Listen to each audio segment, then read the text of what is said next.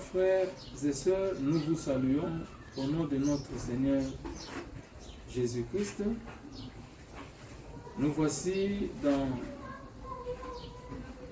le deuxième numéro de nos enseignements sur l'Église. Comme nous l'avons dit, la Bible donne plusieurs identités de l'Église, plusieurs définitions, plusieurs sens à l'Église de Dieu. La fois passée, nous avons parlé de l'Église comme étant la famille de Dieu. Aujourd'hui, nous allons aborder l'autre identité de l'Église, qui est l'Église, le corps du Christ. Mais pour ouvrir cet enseignement, nous nous sommes posé des questions. Et nous avons posé 4 questions pratiquement que nous allons essayer de répondre ensemble avec vous pour que nous puissions comprendre la pensée de Dieu sur l'Église, corps du Christ. Dans l'entretemps, nous vous demandons de vous abonner à notre chaîne pour ne jamais rater les enseignements et les moments de partage. Likez aussi les émissions pour nous encourager un peu et puis nous saurons que vous avez regardé. Alors, la toute première question que nous nous sommes posée est de savoir quand et comment est-ce que l'Église est née en tant que corps du Christ. Pour répondre à cette question, nous avons consulté Paul. Dans le livre de 1 Corinthiens, le 12e chapitre, nous allons lire le verset 13. Il est écrit: « Nous avons tous en effet été baptisés dans le seul esprit pour former un seul corps, soit juif, soit grec, soit esclave, soit libre.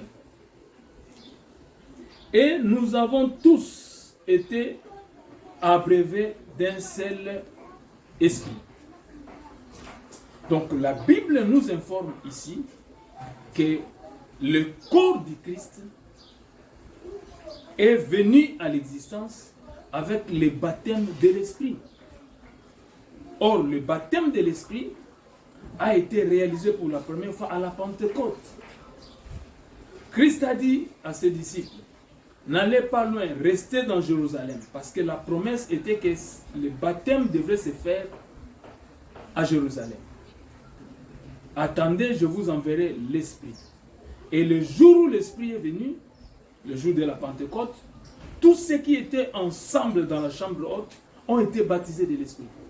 Et la puissance de Dieu les a tous imprégnés et ils ont commencé à fonctionner comme Église. Or, dans la réalité spirituelle, la Bible nous apprend que le baptême de l'Esprit fait de nous le corps du Christ. Nous devenons le corps du Christ. Comme eux, ils ont fait cette expérience, tous ceux qui viennent après eux, dès que vous acceptez le Seigneur Jésus-Christ, qui soit votre Seigneur et votre Sauveur, et que vous êtes baptisés de l'Esprit Saint, vous faites partie désormais de ce corps, de ce même corps.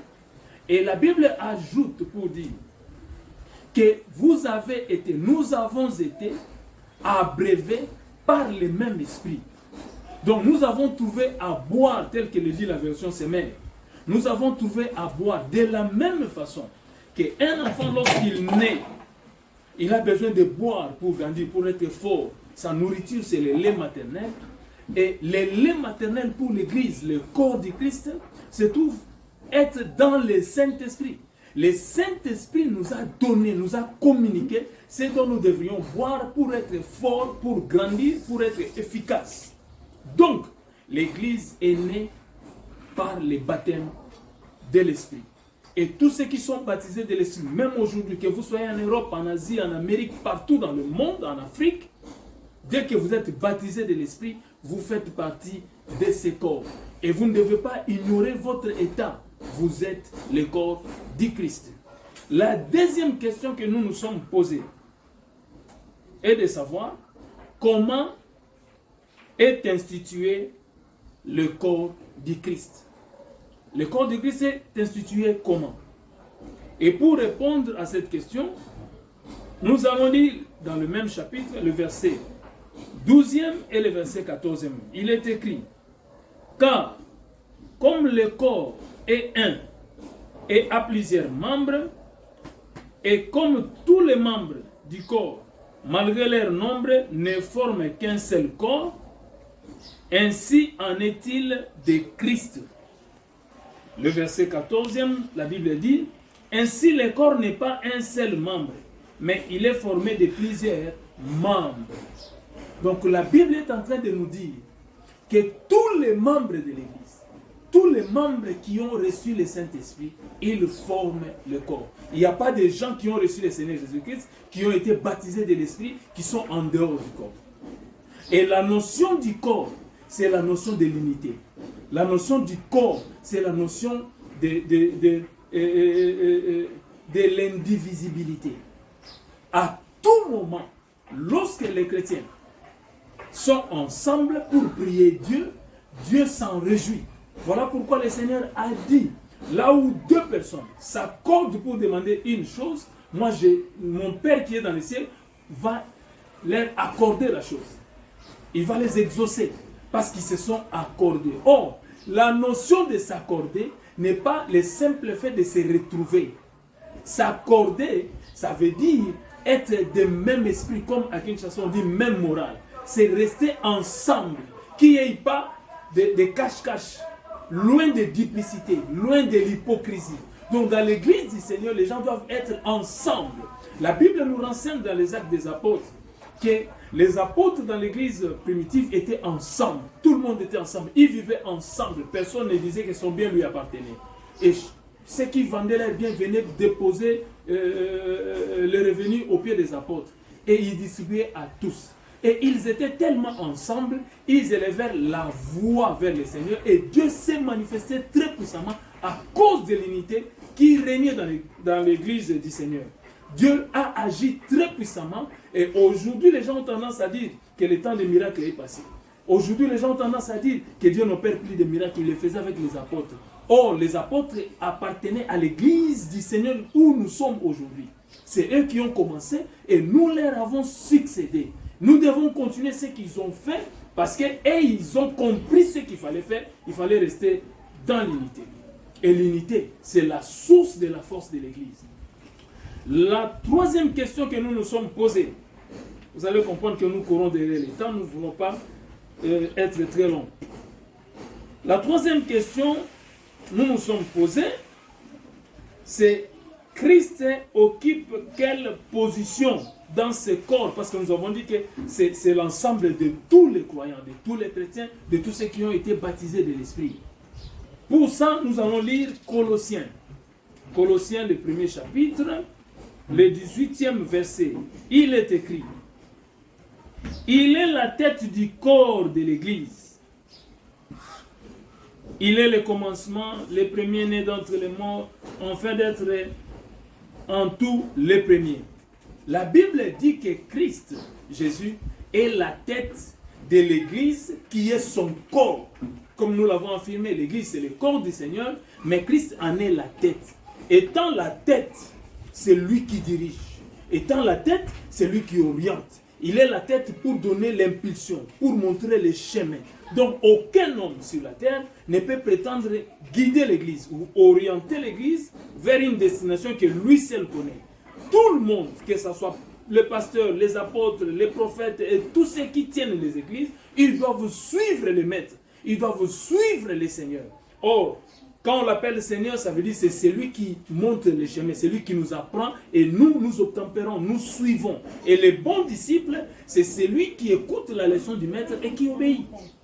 Donc Christ en est la tête, c'est lui qui oriente. C'est dans la tête qu'il y a le cerveau qui commande pratiquement le corps. Donc il est là où il y a le cerveau, c'est lui qui guide l'église. Parce que l'église c'est son corps, l'église lui appartient. Et quand le cerveau réfléchit, la main peut agir. Quand le cerveau réfléchit, les pieds peuvent se mettre en mouvement. Quand le cerveau réfléchit, quelqu'un peut manger, la bouche peut avoir du travail. Donc, tout ce qui se passe dans le corps est guidé, commandé, dirigé par la tête. Et c'est Christ qui est la tête pour l'Église, où nous sommes les membres. Peut-être que toi tu es le bras, peut-être que tu es la bouche, peut-être les nez, peut-être que tu es, je ne sais pas moi, les pieds. On est tous les membres du corps où Christ est la tête. La dernière question que nous nous sommes posée, c'est pourquoi Dieu a créé ces corps. Pourquoi Dieu a créé ces corps. Si nous lisons la Bible dans Luc 4, le verset 18, la Bible dit, l'Esprit du Seigneur est sur moi, parce qu'il m'a oint pour annoncer la bonne nouvelle aux pauvres. C'est ce qui est écrit. Pour annoncer la bonne nouvelle aux pauvres, pour guérir ceux qui ont les cœurs brisés, pour proclamer aux captifs la délivrance et aux aveugles le recouvrement de la vue, pour renvoyer libres les opprimés, pour publier une année de grâce, dit Seigneur. Cette écriture dépeint le travail que Christ est venu faire sur la terre. Or, ce travail que Christ est venu faire sur la terre, c'est le seul travail que Christ a reçu l'onction pour faire. Et nous, en tant que le corps de Christ, nous devons suivre le même travail. Aucune personne sur la terre peut être église et amener une autre son de cloche. L'église doit pratiquer ce que le maître a pratiqué. L'église, c'est la continuité de l'action de Jésus-Christ sur la terre. L'église, c'est ce que le Seigneur est venu faire sur la terre pour que nous puissions faire ce même travail. Voilà pourquoi Jésus-Christ dit, voici les miracles qui accompagneront tous ceux qui auront cru en mon nom. Ils chasseront les démons, ils feront exactement ce que lui a fait. Il chassait les démons, il annonçait la bonne nouvelle, il rendait libres les opprimés, il délivrait les gens. C'est tout ce qu'il faisait. Et c'est ce que l'Église doit continuer à faire. Certains disent que le temps des miracles est passé. C'est faux. C'est parce que nous n'avons pas voulu marcher selon la doctrine des apôtres. C'est parce que nous nous éloignons, nous créons autre chose que ce que Dieu veut que nous fassions. Si nous restons dans la doctrine des apôtres, si nous restons dans ce que Dieu veut que nous puissions faire, si nous fonctionnons en tant que corps du Christ, nous verrons la gloire de Dieu. Que le Seigneur vous bénisse. Aimez, likez, abonnez-vous pour que vous ne puissiez rien rater et que le Seigneur vous bénisse abondamment. Au nom de Jésus.